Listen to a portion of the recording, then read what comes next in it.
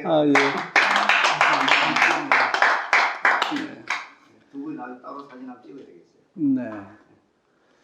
그래서 이제 그 감사라는 것이 우리 실생활, 우리 신앙생활에서 보면 뭐 사랑이니 또 뭐 십자가, 또 무슨 뭐 헌신, 희생 뭐 이런 것들하고는 좀 차별화된 걸로 이해했던 게 사실이거든요. 그렇게 굉장히 일반화되어 있기 때문에 그게 그렇게 중요하다는 생각을 별로 안 하고 다른 어떤 신앙적인 영적인 덕목들 중요하게 생각을 했는데, 감사를 신학화하려다 보니까 아까 말씀드린 것처럼 팔복에도 안 나오고 또 신의 성품에도 없고 성령의 열매도 나오지 않는데도 불구하고 감사라는 실제는 굉장히 실질적으로 많은 영향력을 가지고 있다고 하는 것은 뭔가 드러나지 않은 부분이 있겠구나라는 생각을 하면서, 감사를 우리가 가만히 생각을 해보니까 믿지 않는 사람들도 감사는 다 알거든요. 그래서 이제 창조신학으로 접근할 수밖에 없었던 거지요. 우리가 믿지 않는 사람도 감사합니다라는 얘기를 그냥 일방적으로 하고, 근데 이제 감사라는 거를 가만히 생각을 해보니까 감사는 받는 거더라고요. 그러니까 선물 주면 내가 받잖아요. 그런 선물 받으면 감사합니다라는 얘기를 하고, 또 누군가가 길 물어봤을 때 얘기를 해줘도 간단해도 길을 물어서 가르쳐 주니까 정보를 받아서 감사한 거고, 자그마한 것부터 큰 것까지 감사는 결국 받는다는 뜻이더라고요. 가만히 생각해 보니까. 우리가 받아서 싫어할 건 없지 않습니까? 근데 이제 보통 받는다고 하면 선물이니 뭐 유익한 것만 우리가 감사하는 표현을 자동스럽게 하는데, 그래 갖고는 감사의 의미가 이제 반감될 수밖에 없는 것이다. 그렇다면은 우리가 보통 고통이나 고난이나 어려움도 이게 하나님의 뜻이 있다라고 이제 신앙적으로 하는데, 그럼 그런 것도 내가 받아야 되겠다. 그러니까 고난과 고통과 실패와 좌절도 다 감사할 만한 조건이다. 그러니까 이제 이게 하나의 이제 그림이 돼서 감사 신학이 이제 만들어졌습니다. 그래서 이거를 이제 신학화하는 거를 여러분들에게 조금 더 이렇게 쉽게 설명을 하자면, 감사라는 것에 대해서 신학이라는 걸 얘기가 조금 연결시키기가 어려운 부분이 있는데, 보통 이제 신학은 자료에 쓴 것처럼 이제 창조, 타락, 구속, 견인, 이게 이제 우리 신앙 전체를 설명하는 거거든요. 하나님의 창조가 있고, 그 다음에 이제 인간의 타락이 있고, 예수님의 그리스도의 십자가의 구속, 구원이 있고, 성령님이 우리가 살아가는 데 있어서 일반적인 삶을 도와주시고 인도해 주신다는 그런 견인. 이 네 가지의 우리 신앙이 다 들어가 있습니다. 이게 정통신학의 이제 핵심적인 내용입니다. 그 중에 이제 창조와 구속과 견인은 성부, 성자, 성령 삼위일체 하는 거거든요. 창조는 창조 아버지 하나님이 하신 거고, 구속은 예수 그리스도 하나님이 한 거고, 성령님이 오셔서 우리의 성도들의 삶을 인도해주고 도와주고 하는 일을 하는데, 거기에 이제 인간의 타락이 들어가 있는 거죠. 그것도 하나로 본다면 어떻게 보면 인간과 하나님이 이제 협력해서 이제 만들어지는 거겠죠. 인간은 타락이라는 얘기를 했고, 그러니까 인간이 타락하지 않았으면 하나님을 구속할 일도 없었겠지만, 이제 그런 의미에서 정통 신학을 그렇게 정리를 하는데, 여기에 전부 다 이걸 감사로 설명이 되더라고요. 그러니까 창조는 창조 DNA, 만드셨을 때 창조 DNA를 만들어 온 것이다. 모든 우주 만물, 인간의 마음 속에도 있고, 그냥 여기 물질 속에도 있고, 꽃에도 있고, 실험을 통해서 다 여러분이 알고 계시는 거잖아요. 뭐 감자 여러 가지 실험을 통해서 저는 그거를 감사의 DNA가 있기 때문에 내가 감사를 하면 그 채소든지 열매든지 거기에 대한 응답이 그게 이제 나타나는 거죠. 그러니까 설명이 되더라고요. 그게 과학적으로 어떻게 되느냐 그건 몰라요. 그거는 뭐 과학자들이 나중에 뭐 1세기가 지난 다음에 할지 30년이 지나면 가능할지 그건 모르지만, 어쨌든 간에 증거로서는 나타나잖아요. 우리가 감사 고백을 하니까 고구마가 더 잘 자라더라라는 건 우리가 증거를 갖고 있는 거니까, 그러니까 그거를 이제 신학적으로 설명하기를, 그러면 그 감자 속에도 고구마 속에도 감사라는 DNA가 영적인 형태로든지 물리적인 형태로든지 어떠든지 하여튼 감사에 무엇인가가 있다. 그거는 창조 때 하나님이 만드신 것이다. 우리 마음속에도 감사. 그러니까 창조가 이제 그런 의미에서 감사 DNA가 만들어진 거고, 타락은 감사를 상실한 거죠. 그러면 하나님하고 이제 분리가 된 거니까. 그래서 우리가 하나님이 만들어주신 온 우주 만물을 즐기면서 감사하면서 지냈어야 되는데, 이 불순종했고 타락하면서 감사를 잃어버린 거죠. 그래서 타락은 정통신학에서의 타락은 감사 상실이고, 그래서 이제 타락한 인간을 구원하신 구속의 사건은 감사를 회복하는 것이고, 그것의 가장 기본적인 실천 행위는 예배. 예배는 이제 예배의 핵심이 이제 감사인 거죠. 내가 하나님의 구원 사건에 대해서 감사하는 것이고, 내가 죄인이었는데 내가 천국 백성 된 것에 감사하는 것이고, 그것의 감사 실천의 첫 출발은 예배로부터 시작되는 것이고, 그래서 창세기 3장 마지막에 그 예배를 제사를 가르쳐 주지 않습니까? 가인과 아벨에게 그 가죽옷을 입혀준 거는, 가죽옷은 결국 짐승 제물을 가지고 만들어서 하는 감사를 가르쳐 주신 것을 저는 이제 해석을 한 거죠. 예, 그래서 창조, 타락, 구속, 견인이라고 하는 것이 이제 감사로 다 설명이 되는데, 결국 이제 이 견인이라고 하는 건 성령께서 우리와 함께 하는 건데, 내 삶 속에서 일어나는 모든 일들을 우리가 다 받아들이면 되는 거예요. 감사로 받아들이는 거죠. 감사합니다 받고, 실패를 해도 감사합니다. 지나고 보니까 그런 것들이 나중에 이제 하나님께서 뜻이 계셔서 더 좋은 것을 주시려고 했다. 그러니까 모든 신앙생활의 창조부터 모든 것들이 감사로 끼어지는 게 되니까 이게 신학이 이제 가능하게 되는 거죠. 그리고 이제 감사를 제가 이렇게 책을 쓰고 나서 이제 이건 정리를 한 건데, 이제 마중물이라는 얘기를 했는데, 감사는 감사를 고백하고 나면 감사의 이유가 있지만, 고백하고 나면 따라오는 게 있어요. 그래서 이제 마중물이라는 얘기를 한 겁니다. 감사, 어려웠을 때 감사합니다. 그리고 제가 이제 묵상하는 건데 보니까, 내가 이제 다시 시작해야겠다라는 마음이 이제 오는 거지요.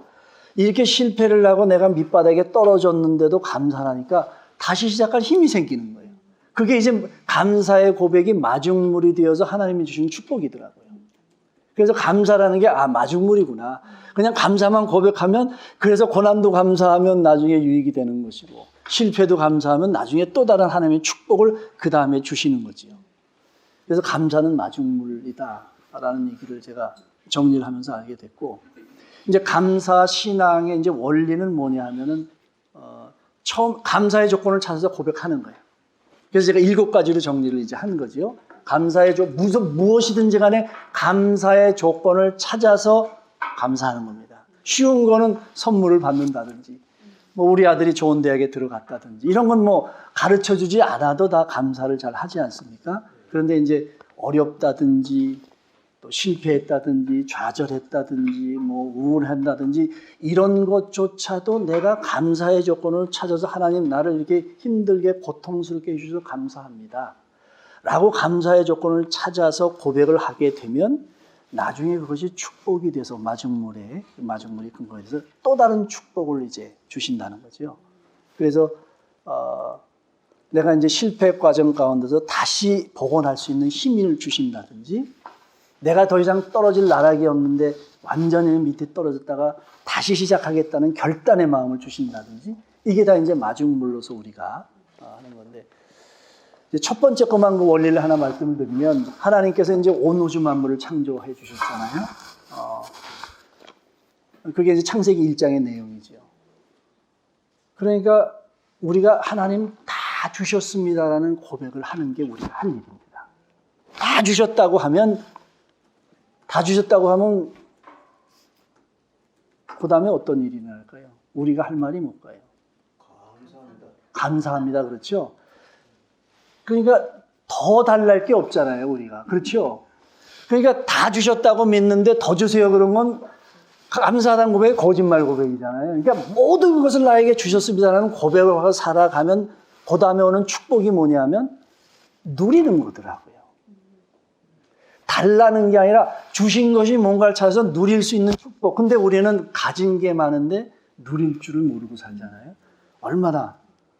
제가 사실 커피를 위가 한 20, 30년 동안 고생해서 커피를 못 먹는 사람이었는데, 어떻게 이제 하나님의 은혜로 위가 회복이 돼서 지금 커피 이제 매니아가 돼가지고, 원두도 골라서 뭐 에디오피아의 무슨 뭐 예가체프라든지 뭐 여러 가지 저 케냐의 레드 마운틴 WA라든지 뭐 아주 매니아가 됐습니다. 그래서 이제 원두를 시켜서 그걸 이제 갈아가지고 또 이렇게 해가지고 해서 먹는 게 아주 작은 이제 그 조그만 소소한 행복 가운데 하나입니다. 근데 이렇게 찾아보면은 그게 그냥 이렇게 커피 먹고 지나갈 일일 수도 있지만 한 10분. 그래서 제가 총장할 때 비서한테 절대 시키질 않고 제가 그걸 이렇게 다 갈아가지고 해서 먹는데 그게 너무너무 기쁜 순간이에요. 근데 그런 것도 내가 즐기니까 너무너무 감사한 조건이 되더라고요. 그래서 어느 것도 내가 눈으로 보게 되면 감사하지 않을 일이 없는 겁니다. 그래서 그런 의미에서 모든 것을 주셨습니다라고 생각하면 더 달랄 생각하지 말고 그냥 내가 누릴 수 있는 축복이 주어진 게 이제 첫 번째 창조에 대한 감사, 모든 걸 주셨다는 것에 대한 하나님이 주시는 복이죠. 그리고 이제 두 번째 한 게 이제 선악과 만들어준 거를 이제 감사하라는 건데 선악과는 다 주신 것 가운데 이제 못하는 게 하나 있는 거 아닙니까? 예. 근데 못하는 게 있으면은 좀 아쉽잖아요, 그죠? 저것도 하면 더 좋을 텐데. 근데 이제 아쉽다라는 생각을 우리가 선악과를 보면서 우리가 살아가면서 아쉽다라고 느끼는 순간들이 굉장히 많은 거예요. 근데요, 무지하게 많더라고요.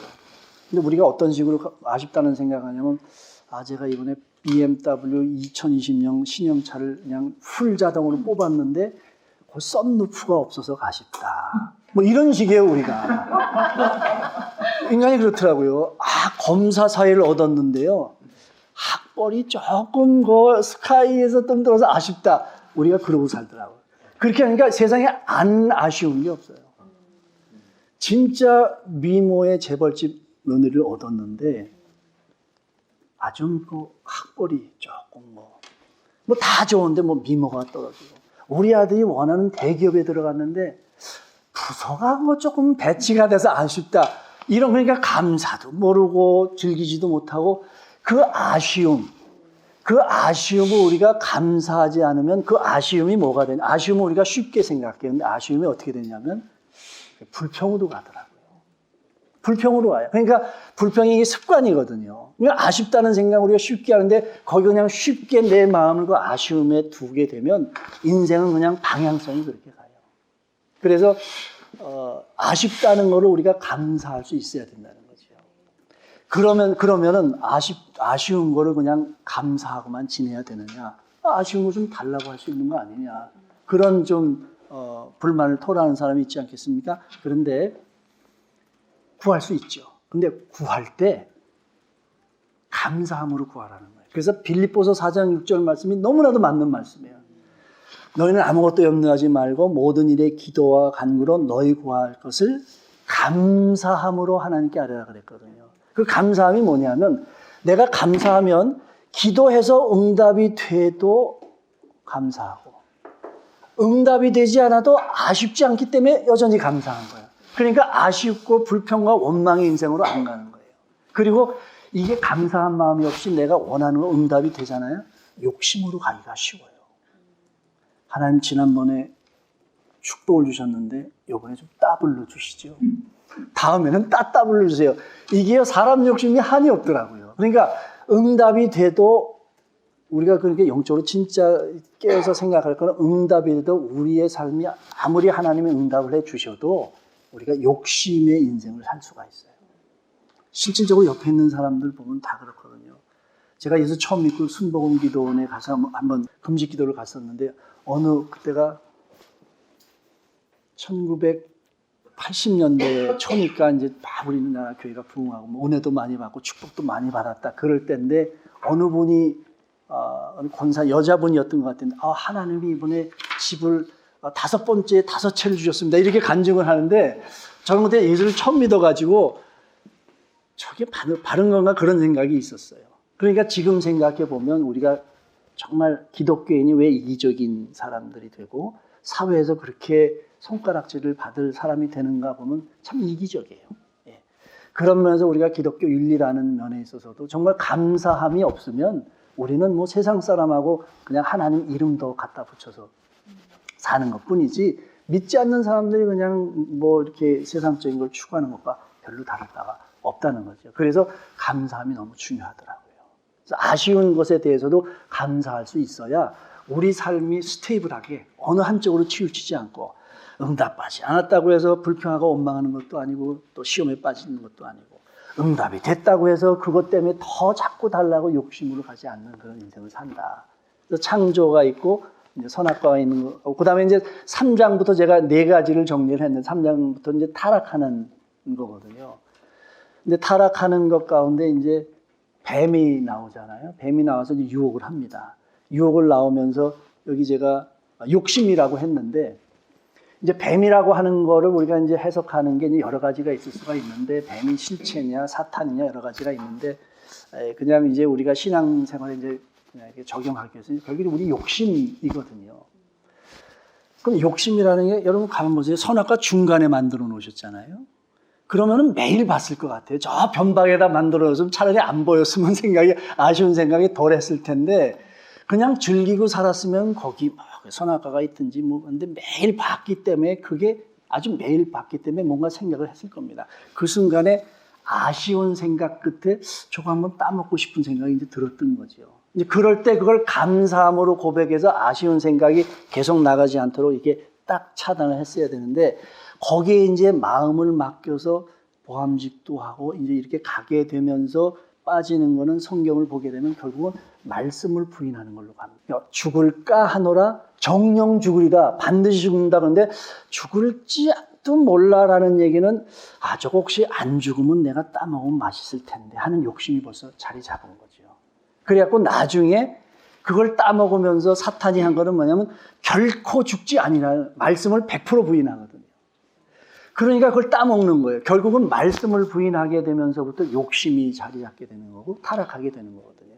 그래서 여기서 이제 감사의 그것은 뭐냐면 하나님 내 마음속에 욕심이 있는 것을 깨닫게 해주셔서 감사합니다. 빨리 그걸 인정을 해야 돼요.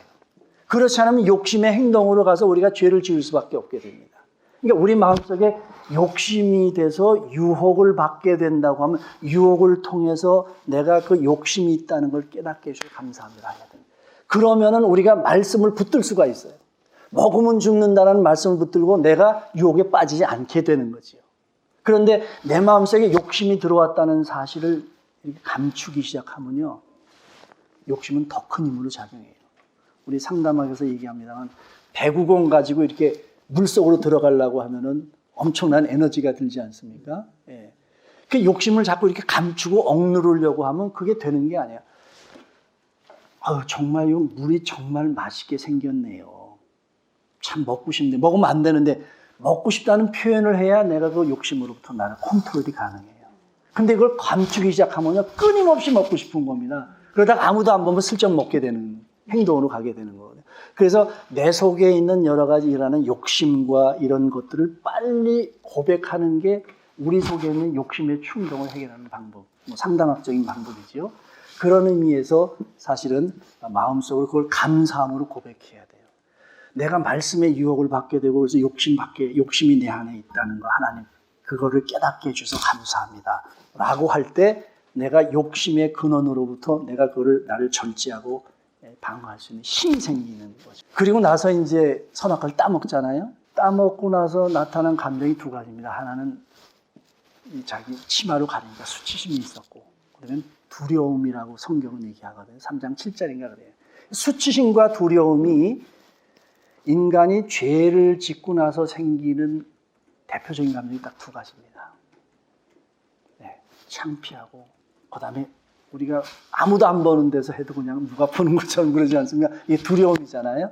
그러니까 내 마음속에 뭔가 두려움이 있다고 하면 죄가 있는 거예요. 그거는 정말 영적으로 민감한 사람만 할 수 있는 부분인데 내가 수치스럽다는 생각이 느끼면 뭔가 말씀에 반하는 행동을 했다는 걸로 내가 내 자신의 영성을 살필 수 있어야 됩니다. 그래서 하나님 근데 그거 인정 보통 안 하거든요. 우리 속에 있는 거 누가 보는 것도 아니고 감추면 그만이에요. 제일 짓기 쉬운 죄가 뭐냐면 우리가 죄 지은 걸 부인하는 겁니다. 그래서 회개가 잘 안 돼요. 근데 우리 마음속에 죄 지었다는 신호를 주시는 게 두려운 마음, 수치스러운 마음이에요. 수치스럽다면 뭔가 내가 수치라는 감정이 원래 그 심리학적으로는 기대에 미치지 못했다는 감정이거든요. 애들이 느끼는 게 엄마가 자꾸 이렇게 야단치면 내가 엄마 기대에 부응 못했구나라면서 수치심을 느낀다 그러거든요. 걸음마를 하다가도 이렇게 넘어지면은 갑자기 엄마 품에 막 이렇게 안기잖아요. 내가 잘 걷다가 이렇게 막 엄마는 좋다고 하면 뭐 박수치고 난리치지만 걸음마다. 근데 애는 뭔가 내가 잘 걷는데 넘어졌기 때문에 엄마가 걷기를 원했는데 내가 거기 응답하지 못했다는 수치심 때문에 엄마 품에 딱 가거든요. 이게 수치심은 기대에 미치지 못하는 거예요. 그러니까 뭔가 마음속에 내가 그 선악과를 따먹으면 안 된다라는 하나님의 기대가 있었다는 생각이 있을 거라 상상할 수 있죠. 근데 내가 따먹었거든요. 수치심이 생기는 거야. 내 말씀대로 부응하지 못했다라는 거. 그 다음에 정령 죽을 거다. 내가 어떻게 죽을까? 사지가 찢겨질까? 그냥 혼자 생각이지요. 뭔가 죽는데 어떻게 죽을까? 언제 죽을까? 이런 죽음에 대한, 모든 사람이 가지고 있는 죽음에 대한 두려움. 근본적인 거거든요. 그러니까 그런 감정, 이게 이제 사실은 영성과 심리학이 가장 중요하게 생각할 게 사실 이 감정 부분인데, 심리학은 무의식도 많이 얘기하고 그러지 않습니까? 이 부분을 우리가 영적으로 민감하게 나 자신을 살필 수 있으면 우리가 정말 높은 수준의 영성을 유지할 수가 있어요. 그래서 하나님, 내가 두려움이 있고 수치심이 생겼네요. 내가 뭔가 하나님 말씀에 순종하지 못해 을 깨닫게 해서 감사합니다. 고백하는 거예요. 너희는 아무것도 염려하지 말고, 염려하는 마음이 있다면 하나님, 내가 염려하는 죄를 범했습니다. 염려하지 말라. 죄가 뭐냐? 말씀대로 살지 않는 건 다 죄거든요. 내가 무슨 칼을 가지고 강도질을 하고 도적질했다고 이런 사회적인 윤리적인 법적인 게 아니라 말씀대로 살지 않는 모든 것은 죄예요. 그러니까 그런 감정이 우리의 그 의미를 전달해 주는 거거든요. 수치심, 두려움, 또 분노, 미워하면 분노 생기니까 내가 미워했구나. 그거를 그게 이제 영적인 성숙도겠죠. 그렇게 해서 그 사건을 통해서, 창세기 사건을 통해서 깨닫는 것은 그 감정을 통해서 말씀에 순종하지 않았다는 걸 가르쳐 주는 거예요. 그래서 내가 바로 회개할 수 있는 거죠. 근데 이제 하나님이 회개기를 주셨거든요. 내가 어디 있느냐. 하나님이 이렇게 두려워서 숨었습니다. 빨리 내가 그냥 먹지 말라는 건 먹었습니다. 죄송합니다 했으면 될 텐데 그 두려움에 쌓여가지고 두려워서 그냥 숨었습니다. 그래서 네가 먹지 말라는 건 먹었냐 그랬더니 그 당신이 준 여자가 그랬어요. 먼저 이렇게 책임 전가하는 거죠. 그런 것도 이제 회개하지 않는 우리의 모습을 보여주는 거죠. 그렇게 정리를 했고, 그 다음에는 이제 하나님께서 결국 약속의 하나님이시기 때문에 징계를 안 하실 수 없거든요. 죄를 묵고 하실 수 있는 하나님은 아니니까. 그래서 정령 죽으리라 했기 때문에 하나님께서 징계를 하십니다. 뱀도 징계를 하고 여자에게도 남자에게도 징계를 하는데, 징계를 해서 결국은 이제 가시와 엉겅퀴가 날 것이고, 여자는 해산의 고통, 남자는 땀을 흘려 평생 일할 것이다, 이런 걸 살잖아요. 근데 그런 하나님의 징계 내용을 보게 되면 뭘 볼 수 있냐면 이 세상을 봅니다. 부당한 세상. 에덴 동산에 안 계셨잖아요. 좀 억울하지 않으세요? 아니, 죄는 아담이 졌는데 왜 우리가 원죄를. 그래서 억울한 생각이 드는 거죠. 그렇잖아요. 내가 거기 선악과를 따먹은 거 아닌데, 그것도 엄청난 저 위에 그냥 오래전에 사람이 죄를 졌는데 왜 내가 그 죄를. 그래갖고 이게 억울한 겁니다. 내가 죄인이라고 한다는 게. 근데 이제 세상을 보면 너무나도 부당한 게 많아요. 내가 열심히 노력했으면 대가를 이게 받아야 되는데, 열심히 노력했음에도 불구하고 대가가 주어지지 않는 이 불공평한 세상. 누구는 금수저로 태어나고 누구는 흙수로 태어난 이 세상. 내가 한 것도 아닌데 내가 그것 때문에 그런 불공평을 사랑한다. 이게 이제 하나님의 징계를 내리신 세상 속에서 살아간다는 거죠. 여자도 해산의 고통이 있고, 나도 열심히 돈 벌어서 주는데 와이프는 또 이게 여러 가지 불만이 많더라고요. 평생 동안 돈 모아야 되는, 이런 땀 흘려야 되는 이런 어떤 것들에 대해서 가끔 이렇게 회한이 들기도 하고, 이게 정말 하나님이 그래서 그런 건가, 여러 가지 생각을 하면서 이 세상이 유전무죄, 무전유죄구나, 이런 생각들이 많이 듭니다. 그렇잖아요. 정의가 없어진 것 같고, 욥이 당하는 고난도. 제가 오늘 점심에 어느 권사님을 만났는데 정말 너무너무 힘든 얘기를 들었는데, 그분이 평생 정말 믿음 가지고 사신 권사님이에요. 그런데 긴 얘기는 다 못하지만 하여튼 그렇게 공부도 잘 못하신 분인데, 하여튼 진짜 믿음으로만 해가지고 이렇게 그냥 사업도 일구시고 이제 그랬던 분인데, 어떤 그 화장품을 하시는 분인데 독일의 그 화장품을 갖다가 이 독점권을 갖고 굉장히 좋은 화장품을 전국 미용실에 있는 하는 분이에요. 근데 그것도 그 독일 바이어가 가는데 말을 못하니까 독일 이 통역하는 사람을 갖다 데리고 공항감을 사가지고 어떻게 해서 내가 해볼 테니까 나한테 달라고 해서 그 독점권을 받았어요. 그런 간증 얘기들이 많아요. 그리고 이분이 예수 믿게 된 게 엄마가 이 녹그릇 가지고 제사 지내는 걸 보면서 어떻게 하면 엄마가 제사를 안 지내면 좋을까? 예수 믿으면 된다더라. 제사. 그래갖고 예수 믿기 시작했고 7남매를 둘째인데 형제를 다 하고 오빠를 아버지도 예수 믿게 하면서 오빠를 신학을 시켜서 목사까지 만드셨어요. 그리고 공장에 가서 일하면서 그 돈을 다 대고. 근데 지금은 아주 강남에 빌딩이 있고 그래요. 근데 1월 18일 날 아들하고 따라하는데 아들이 40대 중반인데 차다가 그냥 40대 초반인데 그냥 떠났어요. 세상을 떠났어요. 그래서 얘기를 듣는데 병원에 갔는데 죽었는데 그냥 자는 것 같더래요. 그래서 30분 동안 난리를 친 거예요. 자는 거니까 놔두라고. 절대 안 죽은 거라고.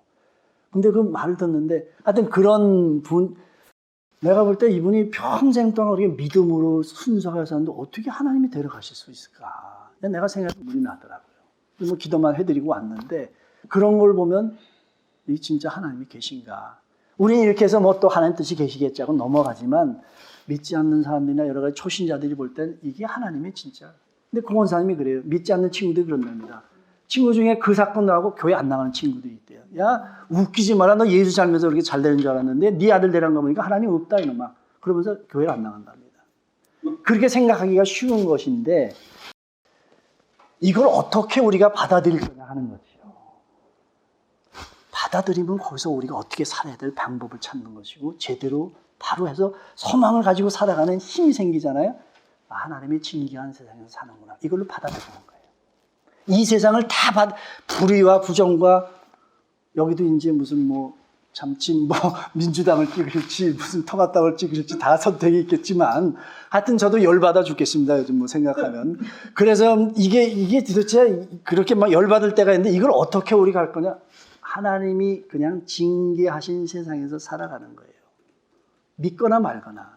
성경에서 얘기하고 있기 때문에. 그런데 그렇게 받아들이면 그다음부터 내가 어떻게 살아갈 것이냐. 주어진 게 그거니. 받아들인다면 내가 그 상황에서 어떻게 살아갈 수 있는 삶의 건전하고 긍정적이고 적극적인 자세가 반드시 나오게 돼 있잖아요. 근데 못난 사람들 중에 공통점이 뭐냐면 조상 탓하는 거 아닙니까? 남 탓하고 세상 탓하고 부모 탓하고 그게 못난 사람의 아주 대표적인 특징이거든요. 근데 받아들이면 내가 어떻게 살아갈 것이냐. 그러니까 당연히 잘 살게 돼 있고 더 건강할 수밖에 없고 그 고난과 어려움을 극복할 수 있는 지혜와 힘이 생길 수밖에 없는 게 출발이 감사예요.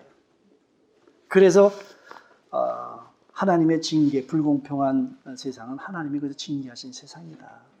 아담과 하가 우리 조상인 거 어떡하겠냐. 우스갯소리를 하자면 그러고서 내가 이제는 그럼에도 불구하고 내가 어떻게 이 세상을 살아갈 것인지 내가 할 수 있는 것만 하는 것이고 주신 상황에서 최선을 다하는 것이고 그것도 하나님의 은혜로 받아들이면서 살 수 있는 근거를 만드는 게 감사다. 그런데 그런 세상에 나가서 그런 삶의 자세로 살아야 되는데 그 출발이 이제 예배 드리는 거거든요. 그래서 예배가 중요해요. 예배가 신앙의 중심이잖아요. 핵심이잖아요. 예배를 보면은 우리 신앙의 성숙도를 알 수 있는 것처럼 그래서 예배 드릴 때 우리가 정말 목숨을 각오하고 예배를 잘 드려야 됩니다. 그냥 시계 그냥 왔다 갔다 하듯이 그냥 성전 뜻만 받고 왔다 갔다 주일을 하는 게 아닙니다. 정말 감격이 있어야 되고요. 하나님의 자녀된 거, 내가 구원받은 거, 어느 주 만물을 주신 것에 대한 이런 감사의 고백을 가지고 우리가 예배를 드리는 게 주일마다 함께 예배를 드리면서 거기서 하나님의 영적인 충격을 받아서 또 한 주간 또 살아가고 예배가 감사의 출발이다. 그런 내용을 제가 썼고요. 제가 여기 마지막에 이제 그 감사 실천 운동은 여러분에게 그냥 한번 또 저에게도 우리가 이런 걸 좀 알고 고백하고 나름대로 이런 걸 해서 너무 감사하다고 생각하는데 이런 전 국민적인, 전 교회적인 이런 운동이 좀 일어났으면 좋겠다. 어떻게 하면 좋을까? 이런 고민을 한번 할 수 있다면 얼마나 좋을까? 그래서 이제 실천 방법도 좀 생각을 해야 될 것이고 감사하면 삶의 간증도 중요하고 이게 이제 그룹으로 소그룹으로 이런 것들이 좀 뭔가 좀 구체적인 방법론들이 실천이 됐으면 좋겠다. 그런 생각을 하면서 제 얘기는 이제 여기까지만 하고요. 제가 이 감사는 불평의 블루오션이다. 우리는 그저 마음에 안 들면 그저 버릇이죠. 불평하는 거. 선악과를 먹은 그 저주가 그건 것 같습니다. 판단은 또 칼같이 해요. 아주 똑똑합니다. 그러니까 불평의 근거로서 자기 마음속에 정당성이 있는 거거든요. 내가 틀리는 말 했냐고 귀를 막고 물어보라고 내가 틀리는 말 했냐고 하면서 이게 불평이잖아요. 근데 성경은 불평하지 말라 그랬잖아요. 원망하지 말라. 원불교인 되면 안 되죠. 원망 불평 교만하면 안 되니까 원불교인 되지 말아야 되는데 어쨌든 그게 이제 우리 영적인 습관인데 그래서 불평을 그냥 불평으로 하지 말고 블루오션은 그걸 감사로 또 불평할 조건이 생기면 뭘 어떻게 감사할까? 이거 고민하는 것만으로도 하나님이 좋아하실 것 같아요. 거기까지 한 말씀드리고 여러분 같이 나누시면 좋겠습니다.